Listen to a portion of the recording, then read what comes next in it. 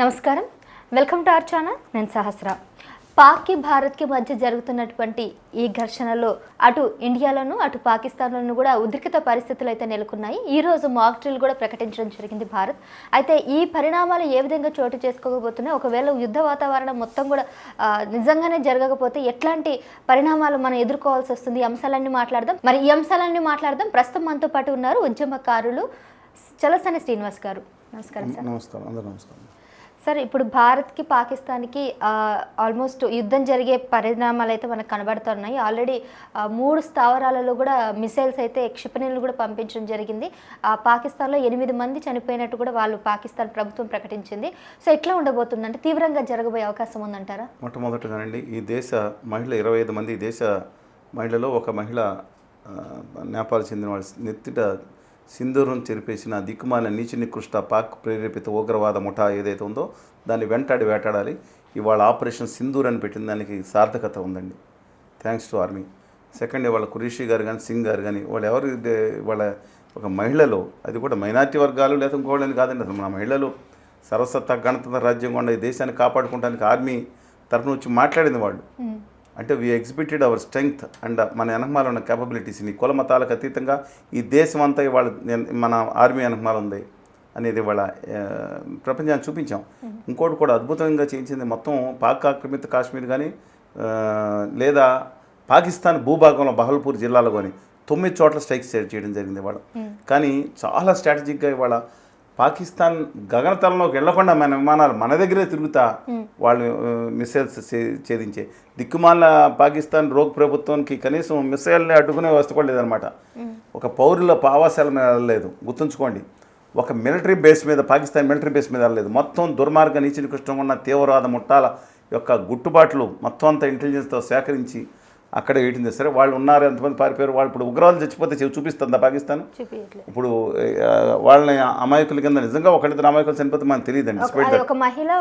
బాలుడు అనేది వాళ్ళు కూడా అక్కడ ఏంటంటే వీళ్ళు వాళ్ళ షెల్టర్ కింద వాడుకుంటున్నారేమో, విడవడం మనం తెలియకుండా మనం మాట్లాడదాం. ఏది ఏమైనా సరే ఒక మంచి కార్యం చేపట్టినప్పుడు నేను చెప్తున్నాను, దుర్జన సాంగత్యం వల్ల సజ్జనులు కూడా ఒకళ్ళిద్దరు ఉండొచ్చు, వేరే సంగతి.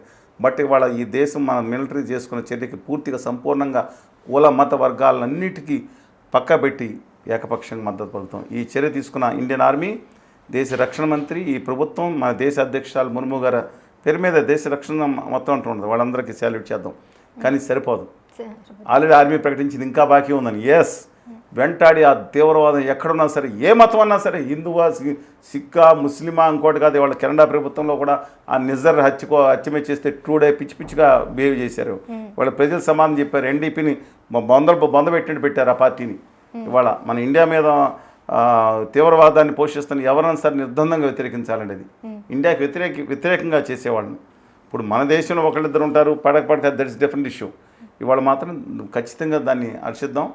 కానీ కొంతమంది చెప్తా ఇక్కడ మనం వేసేయండి, అణ్వస్త్రాలు పైగించండి అని దిక్కుమాలను బ్యాచి మాట్లాడుతున్నారు. మరి పిచ్చి నాయనలరా, అందుకని అంతకాని మీరు వెళ్ళి అంత ధైర్యం ఉంటే మీరు వెళ్ళి ముందల మన పాకిస్తాన్ బార్డర్లో వీళ్ళని పంపించండి, వీళ్ళు చేస్తారు. వాళ్ళు కేర్ఫుల్గా ఆర్మీ తీసుకున్న నిర్ణయం చాలా కేర్ఫుల్గా తీసుకుంటుంది. ఎప్పుడు తీసుకుంటారు, ఏం చేస్తారు వాళ్ళకి వదిలిపెట్టండి. మీరు మధ్యలో ఐహేల్ బ్యాచ్ ఏంటి కాదు. ఒక బ్యాచ్ ఏదైతే ఉందో ఇవాళ ఇందిరాగాంధీ గారిని విమర్శిస్తాం, ఇంకొక నాయకుడిని విమర్శిస్తాం, ఒక నాయకుడిని ఆ గుజరాత్ సంబంధించిన నాయకుడిని పొగడుతుంది. ఇది ఇప్పుడు అవసరం అండి? ఈ దేశం మొత్తం మన ఆర్మీ తీసుకున్న నిర్ణయం మీద ఉంది. వాళ్ళు నిర్ణయం తీసుకుంటారు. ఈ రాజకీయ నాయకులు పెద్ద చదువుకున్న వాళ్ళు మేఘాల కింద నుంచి వెళ్ళి ఎలా వెళ్ళాలి వీళ్ళు డైరెక్షన్ చేస్తారా మన ఆర్మీకి? ఒక ఆయన ఉంటాడు, పక్కన కెమెరామాన్ ఉంటాడు, వీళ్ళు ఎలా పరిశీలిస్తారు? ఇవన్నీ డిఫరెంట్ ఇష్యూ.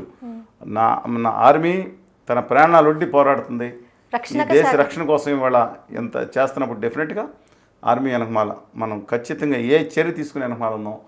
కానీ ఇవాళ అణ్వాయుధ దేశాలు మన రెండు కూడా వాళ్ళ దిక్కుమాలిన చేతకాని ఫెలోస్ వాళ్ళు. వాళ్ళ దగ్గర ఏముందండి ధైర్యం? వాళ్ళు అక్కడ ఏముంది? వాళ్ళ పిచ్చోడికి చేతిలో రాయిలా ఉన్నాయి. మన జవాబుదారీ వ్యవస్థ. అందుకని యుద్ధం పూర్తి యుద్ధం చేయాలి. ఎస్, యుద్ధ వేగానికి వస్తే మనకి తెనలే నష్టం జరిగిన పాకిస్తాన్ పటం అనేది ప్రపంచ దేశంలో లేకుండా వెళ్ళిపోయే అవకాశం ఉంది. అదే అడు గుర్తుంచుకోవాలి. సరే, ఈవెన్ పాకిస్తాన్ మీడియా మొత్తం కూడా భారతదేశాన్ని ఒక అంటే వాళ్ళు మనల్ని ఉగ్రవాదులాగా చూపించే ప్రయత్నం ఏమంటే మన చేస్తున్నారు. జరిగిన ఏదైతే జరిగింది బలూచిస్తాన్ రైలు దారిలో వెనకమాల ఉన్న అవాస్తవ ప్రచారాలు చేస్తున్నారు. వాళ్ళ బలూచిస్తాన్తో సహా నార్త్ వెస్టర్న్ ప్రాంటన్ ప్రావిన్స్ కూడా మన దేశంలో కలుస్తాను ఏ రోజు తీర్మానం చేసేయి చెప్తున్నా అండి. వాళ్ళు ఏది జరిగినా సరే ఒకప్పుడు నేను చెప్పింది బిఫోర్ ఇండిపెండెన్స్ సంగతి చెప్తున్నాను. కానీ ఏదేమైనా ఆ దేశంలో వాళ్ళు ఎమోషన్ తెచ్చుకోవడానికి చూస్తారు, సహజం. అర్థం లేని కానీ తీవ్రవాద అది అర్థం లేని తీవ్రవాద ముఠాలకి మద్దతు ఇచ్చిన ఒక తీవ్రవాద టెర్రరిస్ట్ దేశంగా మారిపోయిన దేశం అని వాళ్ళు గుర్తుంచుకోవాలి. ఈ ఆపరేషన్ సింధూర్ అయితే ఆల్మోస్ట్ సక్సెస్ అయినట్టే కదా సార్? అది ఆర్మీ చెప్తుంది, ఇంకా బాకీ ఉంది. ఇంకా నేను చెప్తాను, ఇంకా ఆ తీవ్రవాద ముఠాలను ఒక్కొక్క జైషే మన లష్కర్ మీద పేర్లు మార్చుకుని నిషేధం మీద పెట్టుకుని ఇంకో ఫోర్స్ కింద వీళ్ళు చేస్తే నిత్యమైన పనులు చేస్తూ ఉన్నారు. తుదముట్టించాలి. పాకిస్తాన్ ప్రభుత్వం కూడా గుర్తుకుని రోగ్ నేషన్గా మీరు పేరు పొందారు. దయచేసి గుర్తుంచుకోండి. ఇవాళ పద్ధతులు మార్చుకుని భారత ప్రభుత్వానికి సహకరించి ఆ నీచ నికృష్టానికి పాల్పడిన వెనకమాల అందరినీ మన దేశానికి అప్పచెప్పాలి. సరే, ఈవెన్ పాకిస్తాన్ ఇలాంటి ఉగ్రవాదులు ఇలా స్థావరాలు ఏర్పరచుకున్నప్పుడు అక్కడ ఆర్మీ కానీ అక్కడ ప్రభుత్వం మీద ఎందుకు వీళ్ళకి మనమే ద్వేషం అండి. పాకిస్తాన్ ఆక్రమిత కాశ్మీర్ ఒకటి ఉంది, అలాగే గిల్గిస్తాన్ ఒకటి ఉంది, బాల్టిస్తాన్ ఒకటి ప్రదేశాలు ఉన్నాయి. అలాగే శంషాగావ్ అనే కొన్న ప్రాంతాన్ని పాకిస్తాన్ చైనాకి ఇచ్చింది. ఈ దిక్కుమాల చైనా ఇవాళ మాత్రం బ్యాలెన్స్డ్గా ఇచ్చినా సరే మనం ఫస్ట్ చేయాల్సింది ఏంటి, ఆ చైనాకి పాకిస్తాన్కి భూభాగం ఇంక తెగ్గొట్టేయాలి. ఫస్ట్ ఏదైతే ఉందో ఆక్సై ఇచ్చిన ప్రాంతాన్ని మనం ఆక్సై ఇచ్చిన ప్రాంతం మనది ఏదైతే చైనా ఆక్యుపై చేసిందో అది తిరిగి తెచ్చుకోవాలి. గత 10 సంవత్సరాల్లో మన దేశంలో భూభాగాన్ని ఆ చైనా ఆక్యుపై చేసిన వార్తలు వస్తున్నాయి. దాన్ని వివరించి నిజంగా ఉంటే దాన్ని పారదరాలి. తర్వాత పాకిస్తాన్ వాళ్ళ ఏదుందో దీన్ని కూడా పట్టుపట్టాలండి. ఇందిరాగాంధీ లాంటి గ్రేట్ లీడర్ కనుక ఈ టైంలో ఉండుంటే పాకిస్తాన్ కన్నెత్తి మన వైపు చూసుండేది కాదు. ముక్కు తుక్కుగా ఓడించింది పాకిస్తాన్ని ఇందిరాగాంధీ గారు. సార్, నెహ్రూ వల్లనే ఇదంతా జరిగింది. ఏమండి ఆ రోజు నెహ్రూ వల్ల జరిగిందా లేదా ముస్లిం లీగ్తో కలిసిపోయిన ఆ హిందూ మహాసభ గోల్వాల్కర్ గారు వీళ్ళందరూ నెహ్రూ గారు పెద్ద చరిత్ర పటేల్ గారు వీళ్ళందరూ క్విట్ ఇండియా మూమెంట్ అని బయటకు వస్తే క్విట్ ఇండియా అని ప్రతి ప్రాణాలు తెగించి పోరాడితే కస్తూర్బా గాంధీ గారి మన జైల్లో చచ్చిపోతే ఈ బ్యాచ్ తిట్టే బ్యాచ్ వాళ్ళు వీళ్ళకి తెలిసి సావదు పాపం. వీళ్ళందరూ మహమ్మద్ అలీ జిన్నాత అలయబలయ చేసుకుని వీళ్ళు ప్రభుత్వాలు వెళ్ళారు. వీళ్ళు నేతాజీని వెంటాడతారంట ఆ ప్రభుత్వాలు. ఈ దేశం రెండుగా చీలిపోవాలని ఆ ప్రభుత్వ అధికారంలో ఉండగానే ఒక రాష్ట్ర ప్రభుత్వం తీర్మానం చేసింది ప్రావిన్స్ ఇది. మరి వీళ్ళు ఎందుకు కలిశారు? ఈ ముస్లింతో కలిసిపోయి ప్రభుత్వాలు ఏర్పాటు చేయటువంటి కాంగ్రెస్ పార్టీ నెహ్రూ గారు చావోరేవ్ అని పోరాడుతుంటే ఇవన్నీ 99% ప్రజలు తెలియదు.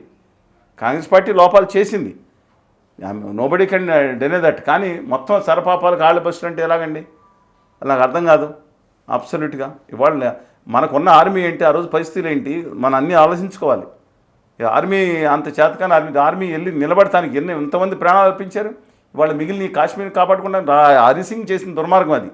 రాజా హరిసింగ్ మన ఇండియాలో కలవడానికి కాకుండా అటు ఇటు డ్యాన్స్ చేయడం వల్ల వాళ్ళు వచ్చారు. వాళ్ళకి తక్కువ భూభాగం నుంచి రావడానికి వీలుగా ఉంటుంది అక్కడ కాశ్మీర్లోకి, అక్కడ పైన ఉంటారు కాబట్టి మనం ఇబ్బంది పడ్డాం. ఇవన్నీ చరిత్ర తెలుసుకోకుండా వాట్సాప్ యూనివర్సిటీలు అమ్మేవాళ్ళ దిక్కుమాల సన్నాసీలు చేసేది ఇది.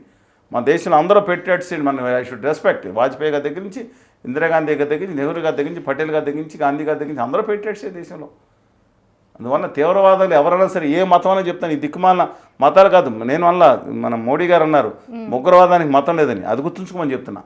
ఉగ్రవాద నీచ నికృష్ట దుర్మార్గ మదాంధ ఆ నీచ కమ్యూన్లకి ఖచ్చితంగా కఠినమైన శిక్షలు పడాలి, కఠినమైన చర్యలు తీసుకొని వెంటాడి వేటాడాలి. ఉగ్రవాద మతాలు లేవు. మోడీ గారు చెప్పారు. ఎంత ఇట్లుంటే ఆయన ట్రాన్స్ఫర్ చేయండి, ఎవరన్నా కాదు కూడదని అంటే ఆయన మాట్లాడారు. ఏం చేస్తుందే ఈ ప్రభుత్వం? ప్రధానమంత్రిని వేగిపడేశారు. నీ దేశం ఈ పహల్గాంలో ఎక్కడుందండి? నీచ నికృష్టులు దాటి కాశ్మీర్ మధ్యలో ఉంది. ఎట్లా వచ్చారు నీచ నికృష్టులు? 1,00,000 మంది ఉన్నప్పుడు ఎంత దుర్మార్గులు నీచులండి. వాళ్ళు తెగించి ప్రాణాలు తెగించి వాళ్ళని వెంటాడాలి. ఇవాళ అక్కడ కొన్ని విమర్శలు వస్తున్నాయి. ఇప్పుడు సమయం కాదు. కంగనా రనౌత్ గారికి సెక్యూరిటీలో 100 వంతు కనుక పాపం అన్ని వేల మంది ఉండే దగ్గర ఆ పైకెక్కే దగ్గర పెడితే బాగుండేది అని చెప్పి వాళ్ళందరూ టెర్రరిస్టులుగా వచ్చారు. ఆ టూరిస్టులకు వచ్చి ఒక్కళ్ళని పేర్లు అడిగి కాల్చి పడేశారంటే టాపిక్ వెళ్ళిపోయిన గంటన్నర ఒకరు రాలేదంటే ఇవాళ కేంద్ర ప్రభుత్వం ఇప్పుడు మనం అనకూడదు కానీ చెప్తున్నానండి, వాళ్ళ చర్యలు మద్దతు ఇవ్వాలి. కానీ వాళ్ళు ఆలోచించుకోవాలి. మోడీ గారు ఎలాగని ఆలోచించుకొని కొంచెం మారి ఆ పాకిస్తాన్ పీచం ఆ చైనా పీచం అనసాల్సిందే వాళ్ళ. రైట్ సార్, నమస్తే అండి. Salute one more time salute to my army ఆ దేశ అధ్యక్షురాలకి, నా ఆర్మీకి, రాజ్నాథ్ సింగ్ గారికి, మన దేశ ప్రభుత్వానికి ఇవాళ చర్య తీసుకుందని, ఇంకా చర్య తీసుకోవాలని పూర్తిగా కుల మత వర్గాలకు అతీతంగా we must support our Indian army. Yes sir, we definitely support our Indian army. Hats up to Indian army.